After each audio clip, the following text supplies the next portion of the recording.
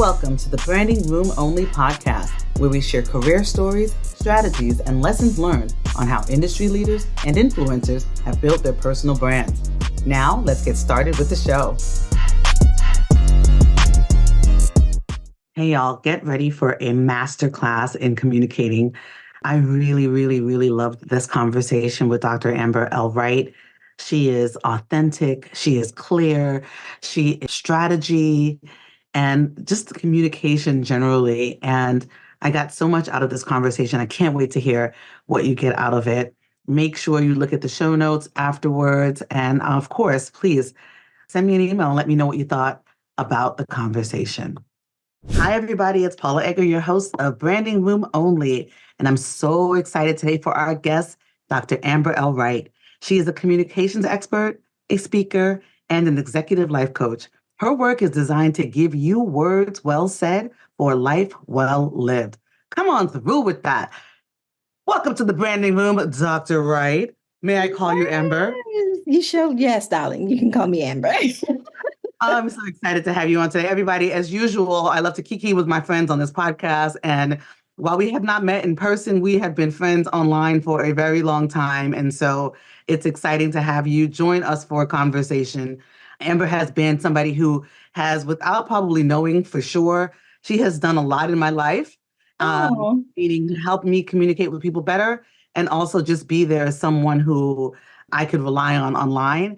And especially in these days where you can't rely on a lot of people online, that feels good to me. So I'm glad to have you on the podcast today. Oh, Paula. Now, okay, we can't start with, y'all gonna have me over here weeping. Thank you for that. That really means a lot to me. Thank you. I feel like I know you because I do, but like I don't at the same time. All of that. Exactly. I was just like, where did you live again? Yeah. It's been literal years. Yes. So we have to change that. We're going to meet very soon. Absolutely. All right. Now, first question up is, what is personal brand to you? What does that mean? How do you define it? I define a personal brand as the way in which people experience you. I heard my husband say on a call once, I caught him talking about me. He said, Amber, he's like, my wife is not someone that you meet, you experience her. He's 100% right. That is exactly because, and I mean, obviously this is a testament to it because I haven't met you, but I have experienced you. So high five to him when he gets home on that one. Yeah, shout out to him. Okay. And well, so go ahead. That's what I think a personal brand is. It's the way that people are able to describe how they experience you. Exactly is that. So let me ask you this. How do you describe yourself in 3 words or short phrases? Let's see. I describe myself as a beacon of truth. That's exactly 3 words. I love That's what I do call it. Yeah, beacon of truth. Yeah. Everybody, she's got me speechless for a minute. Hold on. Wow. Okay, I love and that. I can share more about why I feel that way, but that is how I see myself. Please, share it. Please share as much as you like. Why do you feel that way? I think that because of my work in communication, and I always say that my superpowers are my way with words and my way with people. And so when you bring them together, that's when you really see me do what I feel I was made to do. And a lot of that comes by way of helping people name what their truth is. Oh. And that's hard to do. It's hard. So that's why I do what I do. A beacon of truth indeed. Well, do you have a favorite quote or a motto that you love? Yeah, I think for a long time for me, it always seems impossible until it's done by Nelson Mandela was my favorite quote. Because sometimes we can be faced with things that feel so insurmountable that it's just like, how am I going to get through this? But you look up one day and then it's done. It feels complete. I think in this season in my life, ask, seek, and knock are the ask, seek, and knock. So in the Bible, Matthew 7:7, asking you shall receive, seeking you will find, knocking the door will be opened unto you. Those 3 words, ask, seek, and knock, spell the word ask. So when I realized that, I was like, oh, God is so meta. Like he really wants us to just ask for what we want. And that is a practice that it defines my life. Ask, seek, and knock. Ask, seek, and knock, spell the word ask. Love that. I'm definitely going to in the And for those, presentation. for our video viewers, I got it tattooed on my wrist some years ago as a reminder to ask for what I really need and for what I want. And at a time when I really needed some help, I asked for it, and he answered my prayer. So It's like Lovey Ajayi Jones. She has a prayer that she says that she shares whenever she's going into something new, which is "May the helpers find me." mm, And when it just resonated so deeply for me because I think we have some similarities, and it can be challenging for the people who are the doers to be the askers.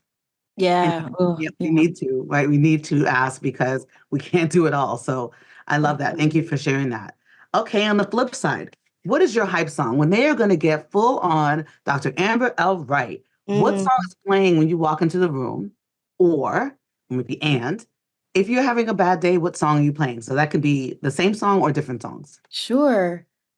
I mean, honestly, I'm a Hive member, so anything Beyonce is going to fit the bill. But if I had to pick one, I would probably say Diva Yes, that is because definitely a strut song. yeah, that's when she was really just kind of getting into talking her talk. And I love that. I love the vibe of that, especially like if you have a speaking engagement or something and you're walking out, like the song is familiar and she's real super swaggy. So I think that would be a hype song for me for sure. And gosh, I think it really just depends on the day. When I was in the 10th grade, I had a friend call me a human jukebox. And so I'm the type of person that thinks in song lyrics and I speak in analogies. So questions that require me to pick a song are very difficult because it's like, well, what genre? Are we talking yacht rock? Are we talking R&B? Are we talking worship? If I'm feeling sad, like what? So that could go anywhere, but probably anything by Stevie is going to pick me right on up when I need it. As for me, by Stevie Wonder is an elevator for me. It is always a if I It's a feel thing. good, it's gonna do the thing. It's immersive. That song is like a blanket that just envelops you, and that's the beauty of Stevie's work. So I, I, I, Stevie and would- B. I would agree. I would agree. It's always very funny to me because this of all the questions that I send for prep for my guests, Mhm. this one gets the most pushback. People Hmm. are like, I can't pick a song, and I'm like, I mean, I get it. I get, Yeah. but um, and And I'm like, I got a song. So y'all need to have a song. So I want to have a song because we're making a mixtape. So there's Oh, I love that. Oh, yes. So we're adding some Stevie in there and some Beyonce, which she's obviously already in there. right. I'm sure. Clearly. Okay. Tell me, where did you grow up and how did that shape your brand? Oh man. I am a person that likes to describe myself as being from everywhere. I was born in Southern California. I spent parts of my youth in Dallas, Texas, and also in Miami, Florida. My last year of high school, we went back to California where I lived for the last forever until during the pandemic, I moved to Georgia. So, how those experiences, even though they were difficult for me moving, so I went to three different high schools in three different states, which is a lot of moving in a very short amount of time. And as challenging as those experiences were, they taught me how to say, hi, my name is Amber. What's your name? Like if I didn't want to sit in the cafeteria by myself, always being the new girl, I had to learn how to make friends and to do that very quickly. And that's something that serves me until to this day. What part of Southern California were you from? Are you wait? Long Beach. I was born in San Pedro, so that's specific to people who live there. But Long Beach is the city that raised me. Hey, LBC. Okay, Snoop Yeah, represent. yeah. I love it. Okay. So tell me about your career journey. Oh, girl. That's two podcast I episodes. know. But Go on. Go long ahead. story longer. So communication has been the through line to all of my work from the beginning. I'm a first generation college student. And while I was in college, just figuring things out for myself, I took a couple of comm classes. And one of my professors that I had had twice, she's like, Amber, did you know we had a major? And I was like, no, I didn't know. I was going to be a liberal studies major. And I looked into it and I switched. And that was probably the best decision of my young adult life was I felt like I learned so much about myself studying communication. And so I got my master's. So my bachelor's is in speech communication. My master's is in interpersonal communication because I'm really fascinated by communication and relationships. And, I always say on podcasts that I'm the I was the varsity captain of Team Do Too Much. So I was always doing a lot of things. I've worked in higher ed for a long time, both as faculty and staff. And oh gosh, 12 years ago now, I started my business, and I've not always worked in the business full time. That's the beauty of entrepreneurship. You can kind of make it what you want to. But after being a professor for 8 years, I just decided that I was ready to expand my classroom. So I feel like I'm doing the same thing that I'm doing when I was a public speaking and interpersonal professor, but now my students are global corporations, if you will, and in my coaching practice. And so my career journey has taken a lot of ebbs and flows, but helping people become more effective communicators so that way they can have more fruitful relationships and a healthier, happier life has been hands down my mission.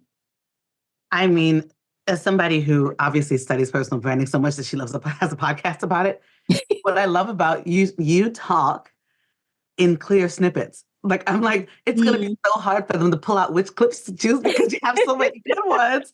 And I've been sitting here. This is totally and completely unfair, but people judge. I'm like waiting for you to be like, I'm sitting, and you have not. And I'm like, again, only because it's what you do. And I know already that you do this well because I've seen you speak and I've seen you interact and I've seen you on Instagram Live and all those things.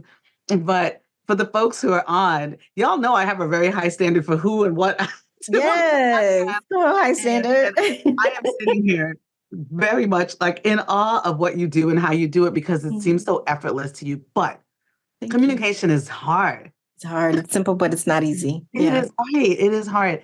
And so talk to me about your TEDx talk and it was about building better connections. We're going to definitely have it in the show notes, but give me a snippet of what that means for people connecting globally and what you wanted people to take away from that.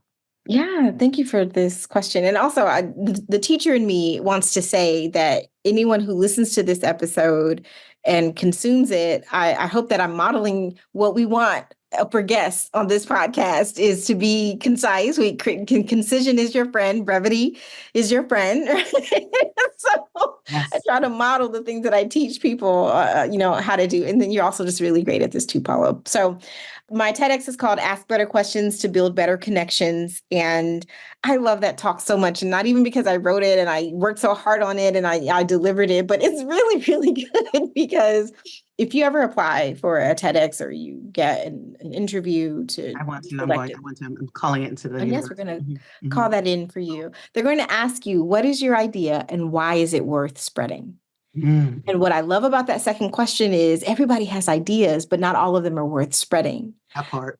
Okay. So in thinking about that, I had to think critically about that. And what I decided that I wanted to say, and my idea was that we have to ask better questions to build better connections. And I say in the talk that relationships are life's greatest currency. And if you want to be interpersonally wealthy, meaning a robust, healthy, rich in your relationships, then you've got to be a good communicator.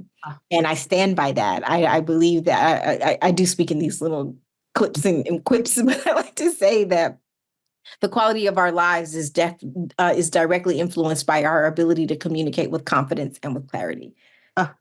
Period. Right. So, but where do we go to learn to do that? I don't know, but tell the people because come to me. Right. We call you. Yeah, but you know what I'm saying? Like we don't always know. And I always say whether our relationships succeed or fail, it almost always comes back to something that someone did or did not say. And right, whether somebody broke your heart or you had a friendship breakup, which can be harder than a divorce sometimes. Like if you lose a real good girlfriend, it's like, oh, I lost my left arm. And so how do we communicate about those things? And I wanted us to, in the talk, I wanted to offer it as a bit of a reminder and a guide that a lot of that comes by way of how we're asking questions of each other. It's true. And there's not many times I don't bring my therapist into my conversations because she lives every day by talking to me.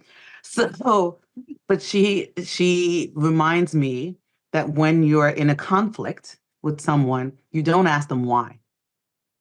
You don't say, why did you do X? Because it's accusatory and people do this. And she says, you bring more of how you experience what happened and then prompt, what may have brought for them. And it's the hardest thing as someone, we're both married. I'm always like, when you left the refrigerator open, I felt as Yes. cold and you were Come on wasting with your I statement. Yes. my So can you tell me more about why the refrigerator it might be open?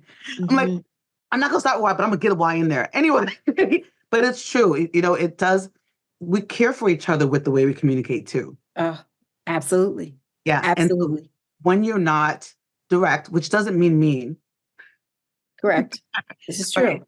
It is challenging to both you and to them because they're not hearing the real part of it, and you are not being able to share your real purpose, intent, etc. So I love that you shared that because it's really, really important for us. How do we ask better questions so we can get better answers and have better relationships? Love that. Something worth Okay. thinking about.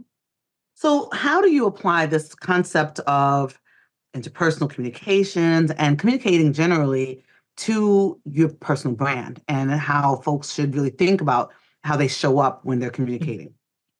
For me, that came by way of being mindful of how I'm showing up online. And it's not even just an online thing. It's really, again, just how are you showing up in any room that you sit in?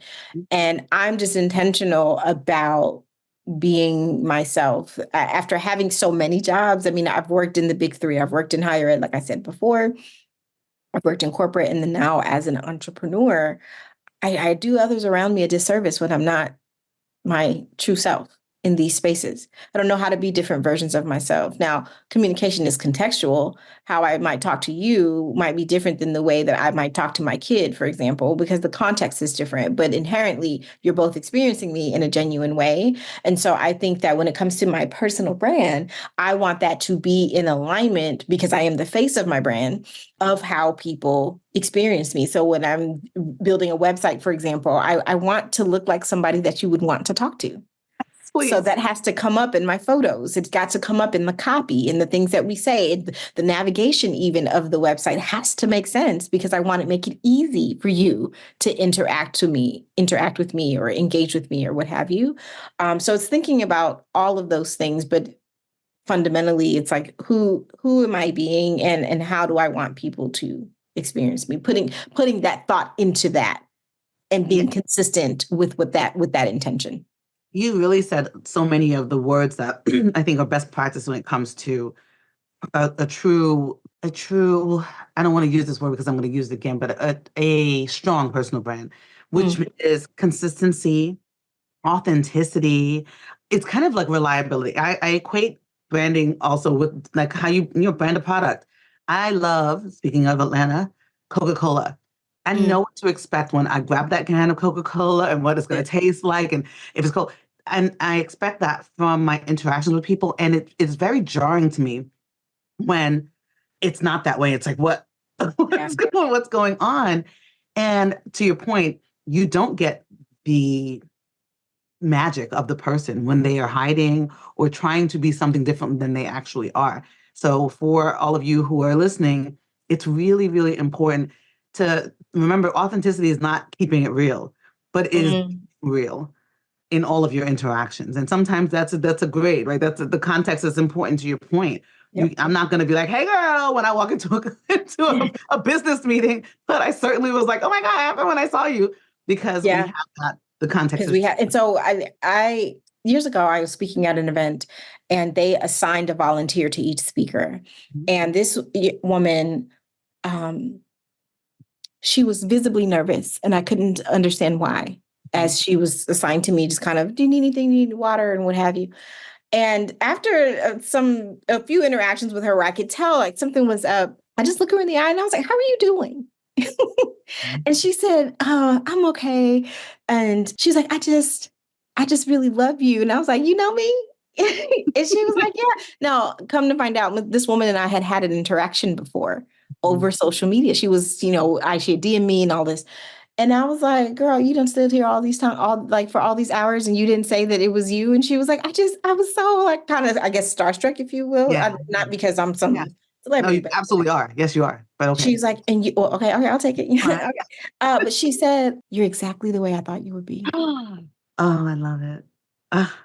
And that meant a lot to me because people spend time with you, Paula. They listen to this podcast Yep. when you're asleep. You Yep. know, the internet doesn't sleep. And so the things that happen, you know, when you're not in people's presence or when you do get to meet them offline, is there congruency? And that's important to me. Ooh, come on, SAT words. I love it. Congruency. Yes. All of you. Let's put that in the show notes too, just because I'm shady. I love it. So you just reminded me that I experienced a first with you that you probably don't even know was my first time doing something. I'm going to share it with you. Yes, please. I have a fear, and people are going to laugh because of obviously what we're doing right now, but I have a fear of going on the internet live. And the one and only time that I have done that was with you. When we did the Instagram live a couple of years back. Yeah. I answered the question. I asked the question. I'd never been on live before. And literally it was like, I feel safe with Amber. I could do this with her. And it was fine. But I remember my daughter being like, what are you doing on live? If somebody has your phone, you want and I was like, it was me. I didn't. Your own daughter thought that somebody hacked my phone because I always say, oh my goodness, I don't like live. And here's an interesting tie into our conversation. The reason why I don't love live is because it's live. Right. And so you have to variables, right? You have to be vulnerable because anything can happen. Yep. And brand wise, I don't necessarily love that. I like you to know what I'm aware, what I'm gonna say, all those things. Still being authentic, but also understanding there's a path there. Live is like, I don't know, a dog could jump in the background. I have no idea what's going to happen. But I said, if I'm going to do it, I'm going to do it now. And it was fantastic. We had a fun time. It was great. But that means so much to me because I mean, you know, you're a celebrity too, honey. Okay, you know, in your field and in your space, Paula Edgar, somebody to know. And so you said I felt safe with her. That again, that really means a lot to me because if we are going to talk about hard things, if you are going to be a coaching client of mine, and we're going to need to talk about how you're showing up as an executive or whatever the thing is, there needs to be some sense of trust and credibility there. And it's a lot of frauds on the internet, okay? Can we talk about it? There are a lot of people who aren't, you know, genuine in their dealings. So I'm so glad. And I'm going to do another one just so you can join me again. I know. See, now we got, look, there we go. The Amber and Paula show. We're going to be in. Well, now, of course, I digress because that's what I do. So tell me this. Tell me about, well, I already know, but tell everybody about Words Well Said. And I want to specifically talk about the conversation cards too. Yes. Oh, okay. Thank you. So the name of my company is called Words Well Said because that's what I want to do. I mean, you said that so beautifully in the introduction. I want to give you words well said for a life well lived. And I love it when people say things to me and they're like, oh, that's so well said. And thank you.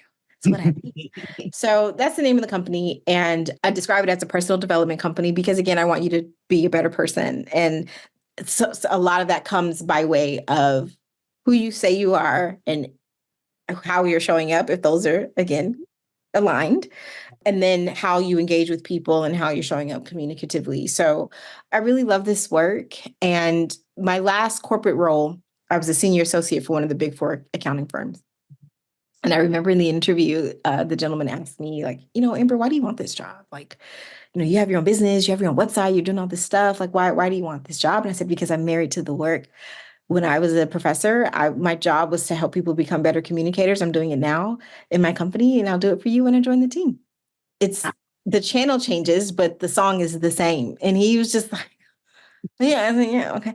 So that is, you know, what the nature is of the work that I do. And the three rooms in my business house are from speaking, coaching, and then my product, as you mentioned. So I have these fun little conversation starters. There's 5 editions. They're called Can We Talk cards.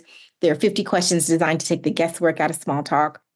And I created these because I just recognize that it's not enough to tell people you got to communicate. You got to communicate. You got to say, and it's like, that doesn't come easily to everyone. And what I've learned in my 20 years of doing this is that it's not so much that people don't want to communicate. It's just sometimes they don't know what to say. So these conversation starters help prompt you into thinking of what to say. And I look at them as a tool, a little tiny dumbbell to flex your communication muscle. And I'm really proud of the product. And, you know, were the first person to buy my special womanhood edition. And these are questions that I wish that I had asked my grandmother before she passed to get to know her more as a woman. And you didn't just buy one. I think you bought like 4 or 5 on Yeah, that I'm about first to get order. some up. And so you have this like special place in my life as something that like I was so intentional about. And you were like, oh yes, sign me up. So thank you for being you. Oh, of course. And I was like getting ready for this. And I was like, I have to buy more. I give them as gifts. And what I love is I said to my daughter, because I was like, we will use these, then we can have the conversation. I gave it to some of my best friends. I gave it to a stranger who I didn't know as well. No matter what, having the ability, it's you said a tiny dumbbell. I also love it as a little bit of a crutch because you don't have to also figure out what Yep. you're going because now you have an assignment. There's something that you're going to be able to do. You don't have to be like, so how about those Mets? You can, you can shuffle Yeah. the cards and pick one and have deep, wonderful conversations and learn about people. I am an extrovert's extrovert. And Same. sometimes the conversation is dominated because I'm an extrovert's extrovert. And Mhm. these cards are a level setter, Yes. right? Because Oh, you're asking for both folks to interact and engage around the content. And I love that because it's hard for me. People always, well, if I'm quiet, people will be like, what's wrong? Everything mhm. okay? And so it's a hard thing because I can't be quiet because people expect me to not be. But I also don't want to take up so much space. I want people, and these are a great way of making the conversation very symbiotic, very. Oh, Paula, I love that you said that because so often we only think about introversion, Mhm. and introversion is not a synonym for shy. And that's one of the stereotypes that we have about that personality trait. And so as a Myers-Briggs practitioner, so I'm certified in Myers-Briggs and I help people understand how their personality plays a role in the way that they communicate. We tend to think like, oh, these are for introverts because they don't like, and it's like, no, they're also for people who prefer extroversion and those who are talkative, because those are not necessarily synonymous either. It shows up more easily in how we engage because we are energized by interaction. So for the extrovert, these questions are really helpful in sharing that space and asking, going back to what we were saying before, giving the other person a chance to share how they feel. And that keeps the conversation going and flowing. So I really love that call out because it's there for everybody. It is true. My listeners have heard me say over and over again that introverts rule the world. And it is not you're better because you're an extrovert. You're just busier and a little louder sometimes. But introverts are Yeah. much more strategic about communication and Yeah. interaction. And because of that, I think they do it so much better. It's like 1, done, 2, 3, done, and I'm out. As opposed to me, I think of myself as like a butterfly. I'm like, baby, what's the next flower I'm going to go to? Wee, wee, wee. But I'm the introverts tend to be like, I'm going to these 3 flowers and Correct. and I'm gonna have these Correct. conversations or get what I need, and then I'm out. And I just think that they do it better because of that. And so there's obviously power in all of the different types, but I agree that I don't like introversion maligning them because they are so fantastic at what they do. Everybody's special at what they do. Yeah, we just have Yeah. to figure out how to help us figure out each other. How to To that dance with each end, other. You to said that end, it. I'm really glad you talked about Myers-Briggs. I don't know. I know my first letter is E. I just know nothing else about that. But I know my Yeah. first letter is E because I'm always like E. Edgar. I remember that. But all the rest of the letters, I don't know. But what have you found when it comes to helping people communicate with people who are not like them? Mm, curiosity. Embracing curiosity. I something that I named going back to the TEDx talk is about being thoughtfully curious, and that is to be inquisitive without being intrusive. Ooh. And that's hard for people because we don't want to be nosy, or maybe we do. So we want to just think with intention though about how we are engaging with people. And then even more so if they are different from me, it's use these questions as a step into their world to say, tell me more about what it's like to experience you. Or one of the questions I think in the deck is, what do people misunderstand about you? Ugh, so good, so What do we get wrong about extroverts, or what do we get wrong about or whatever? good. And I think just adopting a mindset of thoughtful curiosity can be really helpful because that's how we learn. That's how we expand our minds and expand our thinking and expand our networks and being able to engage with people. I don't want to only sit around the table of people who are just like me.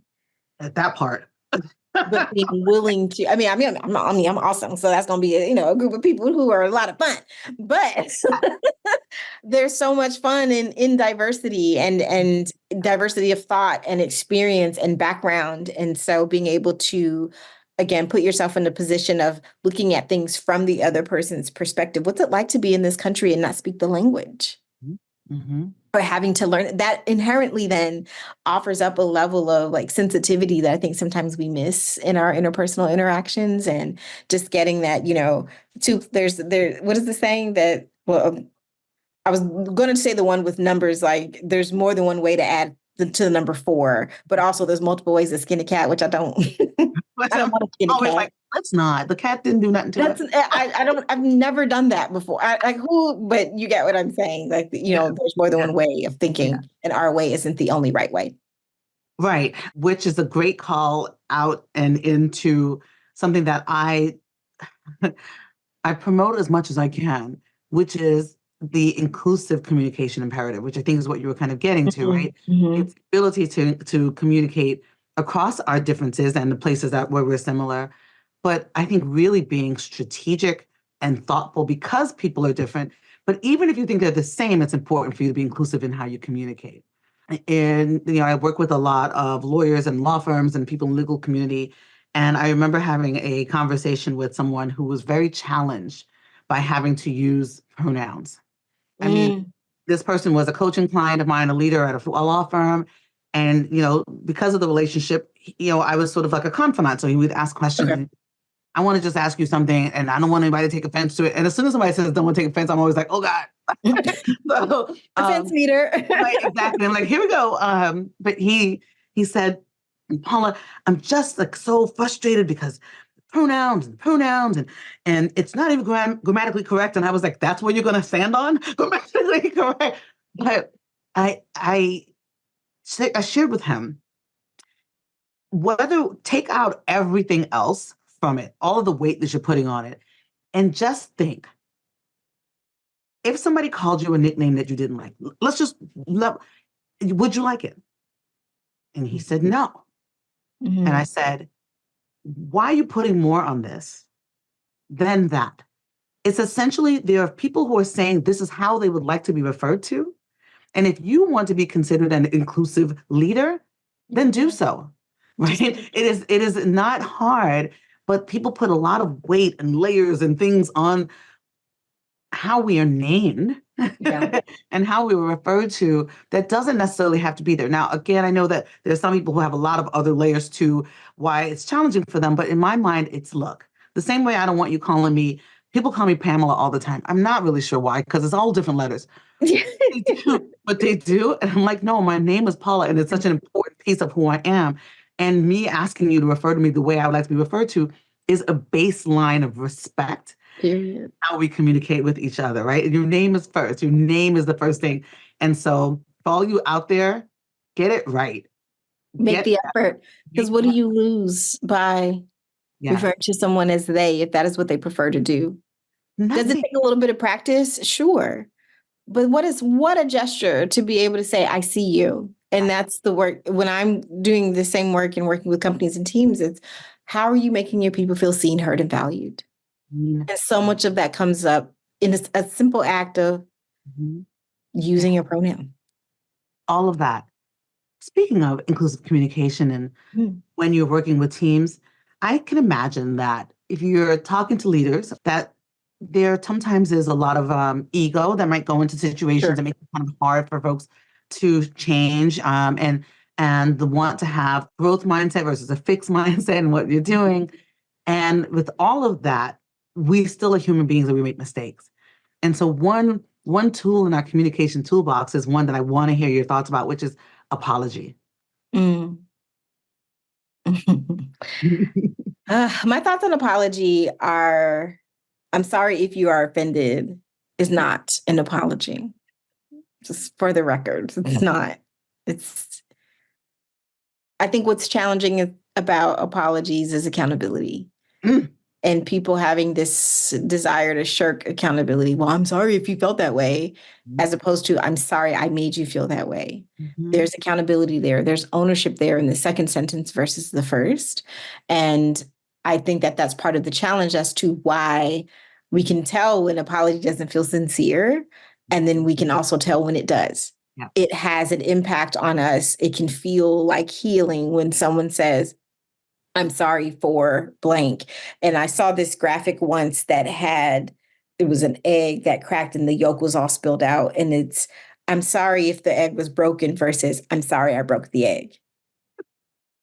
Oh, I need to find that graphic. Yeah, I'll have to, the internet is so full of such. But it's such a, it was such a simple illustration of what we're talking about. And having being someone or working to be someone who really values your relationships, then being able to say when you're wrong, you know what, I was wrong about that. You were right. Thank you for your patience as I work to figure this out. I apologize for the way that I made you feel. Yes. That can go so far, but you have to have a willingness to engage in repair in that way. Yes. Perfect answer in terms of that. Accountability, my kids will tell anyone, is my favorite word. I believe that we should be accountable to all of our actions, should they be ours, because who else is going to be? Who else is it going to be? Yeah. I'm sorry if you got mad, it's his fault. That doesn't really work. I love it. That was a perfect way of talking about it, because, when it comes to communication, so many people are afraid to say the wrong thing. And I think that that's a fair call out. I think that sometimes we get, especially when we're talking about inclusion, we get a lot of resistance because people fear what they don't know. And sometimes it's just out of that discomfort. But it's like, I want you to go the step further and say, well, why am I so uncomfortable with this? And do that deeper work. So then that way you can, show up. And you mentioned the word ego. We see that across industries. The managing of the ego. I wrote a post recently on LinkedIn talking about the show, The Greatest Night in Pop on Netflix. Oh. And It was about the making of We Are the World from, I think, 1983 or 4, and how they had the sign, check your ego at the door. And I commented on how being able to do that, then now we see somebody like Smokey Robinson challenge the great Stevie Wonder on whether or not they should sing Swahili on this song. Like, who would be bold enough? Because even then he was still in the prime of his career to challenge Stevie Wonder, but I'm Smokey Robinson, right? Yeah. So it's everyone, we're all here together as a team. Yeah. Which is why I tell teams you're not a family, you are a team. We have a goal. A family does not have an objective. They just have to exist. So if we're going to function together as a team to accomplish whatever our goal is, we've got to talk about the way that we work and the way that we engage with people. There's no way around it. Oh, that's such a great snippet. And I loved that documentary. It was so good. If you all haven't seen it, it is on Netflix and it is so good. My favorite part about it is Michael Jackson is like, if you come over here with that whack voice again, like his face said so much. Speaking of communicating, his face, I can't remember who it was who was singing, but the person was off tune. And Huey Lewis. It was Huey Lewis, right? And he looked over at him. Huey. His face was like, get it together. Michael's a Virgo too, just like me. So get them notes correct. Right. Figure it out. He took his time. Yeah. He was patient. Yeah. Yes.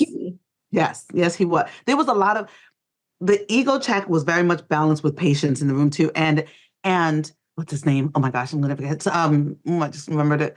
He is the orchestrator of the whole thing. Quincy, thank you. I'm doing the way I'm like him. Yeah, Quincy Jones.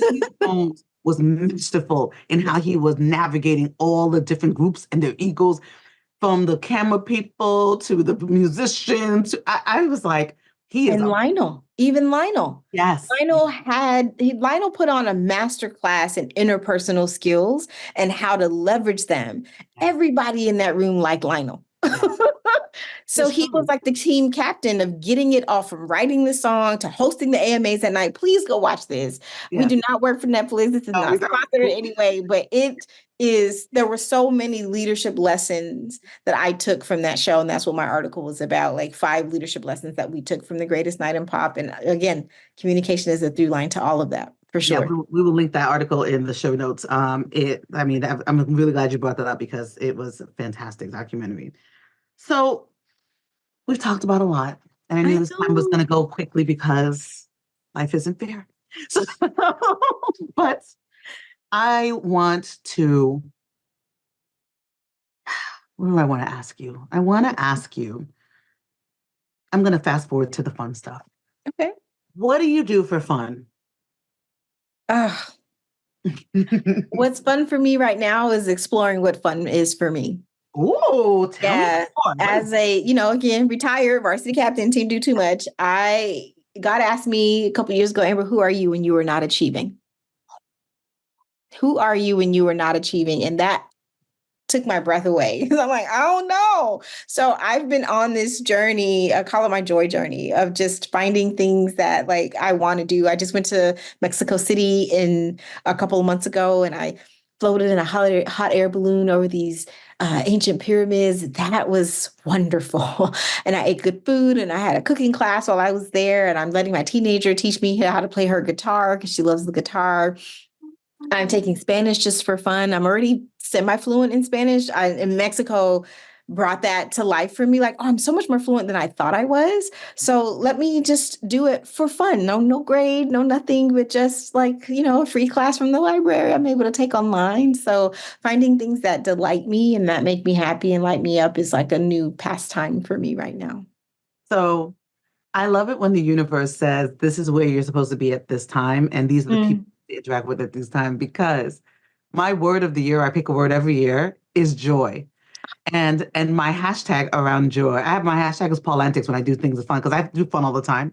Yeah. But fun is not necessarily always joyful for me. And I think that fun is engaged in activity, but I wanted to deliberately make sure there was joy in it. So I call it my joy story, like Toy Story, my joy story. So I love Joy Journey. I love all of that.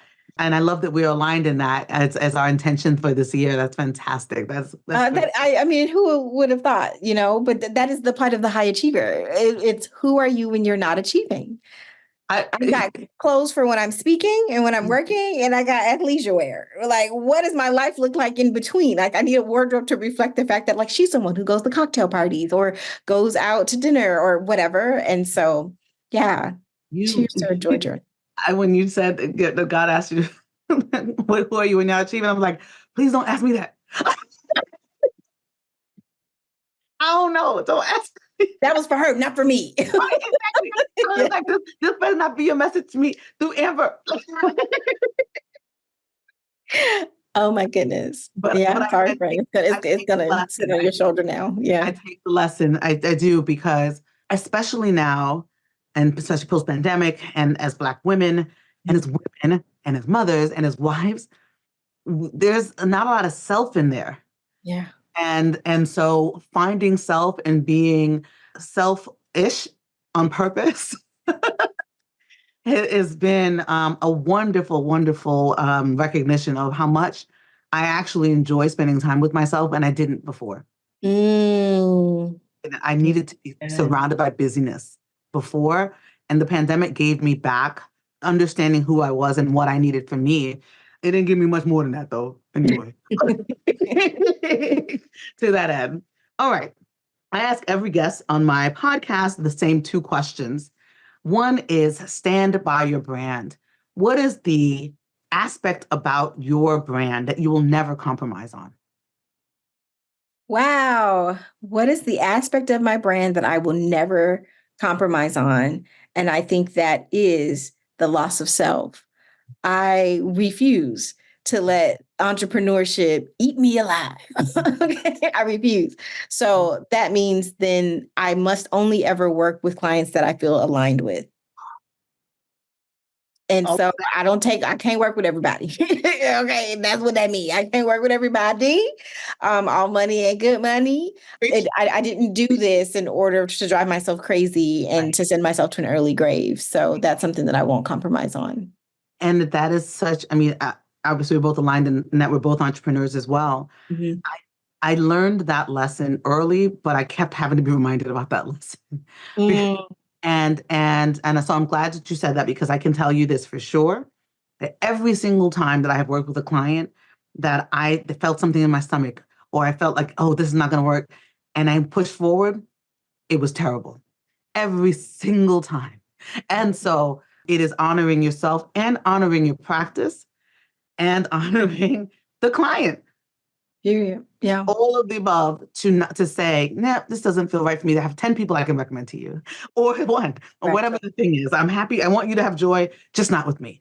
All of those things. And I haven't, I just realized I've said period like 3 or 4 times in this interview, which means, I don't know what that means, but anyway, that's my word of the day. But I also have an abundance mindset. Mhm. So what that means to me is what is for me will not miss me. And if we're not aligned, then that means that you're not for me. And I'm happy to recommend you, or not even, and that's okay. And I remember I was on a call once, and the woman, she said, oh, I was going to work with you, but I worked with somebody else. And I was like, oh, good. How did that go? And she's like, wait, you're not going to ask me why I didn't choose you? And I said, no, you made that choice. Like, you were already very clear on why. You have your reasons for that. Like, I don't. And she's like, oh my God, like if it was me, I would want to know, like, I want to be the best. Like, I'm always going to want to get that feedback. And I'm like, well, you're welcome to give it to me. But no, we were not a match, and that's okay. My favorite thing. So when someone says we went with somebody else, I'm always like, I'm so excited to hear how it goes. And I always say, if it's not confidential, who is it? And I love when it's somebody who I know and it's great. Like, I love that, because again, abundance mindset means that, sure, that wasn't me. The next 12 things will be. Like, it's not, it's not. And I'm like, high five to the people who got it, because the pie is not limited. It No, is huge. no. And particularly for women of color who tend to be underpaid or less valued from some of these organizations, I am happy to say, I'm glad you worked with somebody else, and in particular, if somebody else who's aligned. I love that. Referring Black women is my favorite song. I mean, Okay. I love to say, you know what? I know somebody for that. When we see posts and stuff on LinkedIn, like, oh, know anybody? I love that, which also means I need to be cultivating a network. I mean, there's only one me, so I know that. Okay. that part. I mean, yeah, but having a robust and expansive network to be able to say, oh, hey, how about this person? Or can I connect, or what have you?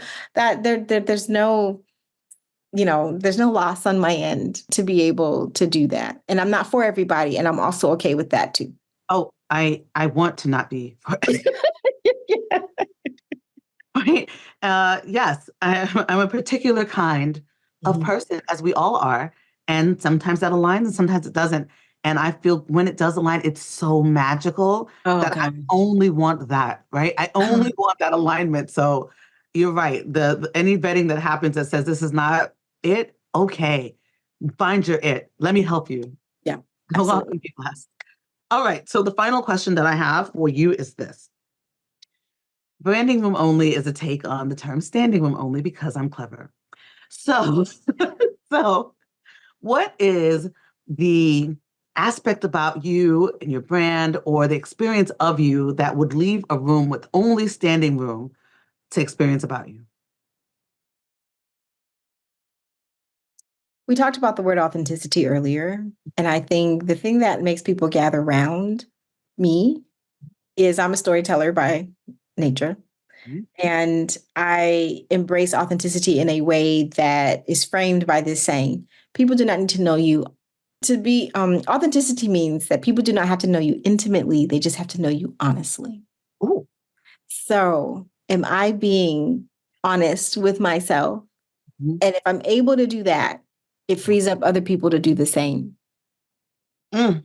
Well, y'all, we are all free because of Dr. Amber L. Wright to be as authentic as we want to be. I enjoyed this conversation immensely. Whenever you want to come back, you are always welcome in the Branding Room Only podcast. My friend, it's been a wonderful conversation. How can people find out more about you and your work? Thank you. This has been a fantastic time. You're a wonderful host and just a beautiful person. And I'm grateful to know you. And Your audience can find me on Instagram at Words Well Said and also on LinkedIn. You can search for Dr. Amber Wright, and that'll be me with my smiling face and my pearly whites. And we can connect there, or also wordswellsaid.com. Awesome. We'll put all those things in the show notes. Make sure you go and look at the show notes. Everybody, tell a friend to tell a friend to tell a friend to communicate better. Apologize for that thing that you did. Show up as yourself. And also be well. I will see you all next time in the branding room. Phew. Wasn't that great? Wasn't that truly embodiment of words well said? Amber was a true, true dynamo. And I love that our conversation went so many places, but really had this core part about it when it came to authenticity and the impact of really true inclusive communication.